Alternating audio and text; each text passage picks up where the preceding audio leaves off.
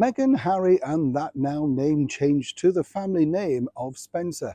Truly, how true or how advanced is that particular story? As ever, we have the inside news. Hi, good morning. Neil Sean here. Nice to see you. Hope you're well today. Welcome, one and all. Also, brand new subscribers. Nice to have your company. Managed to find a bit of a cool spot here in London right now. I don't know if you've read about this, but we're going through something. I call it summer, you know. Other people call it a bit of a catastrophe. But, back when you were younger, you just relished days like this, didn't you?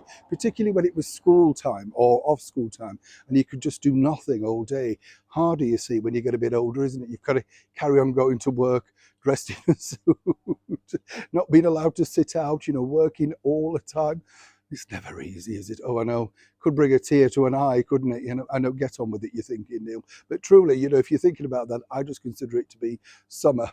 Something that's not having, or should I say, someone who's not having a good summer so far is none other than the former royals known as the Duke and Duchess of Sussex. You see, recently what emerged, coming back out into the public domain, was this particular story, which did shock a lot of people. But we told you the other week that this was also something that they put together during their Megxit strategy, if you remember. What's fascinating about this, is the fact that they feel, allegedly, that they want to rebrand their name. But how true is that story? You see, it emerged after the author Tom Bower decided to reveal this on national television. And of course, it imploded. Lots of people are asking this burning question. What we can tell you, and I have this from an excellent source, as one can imagine, that this is simply not going to be happening. Also, according to a very good source, both Harry and Meghan have now also opted out of this particular idea.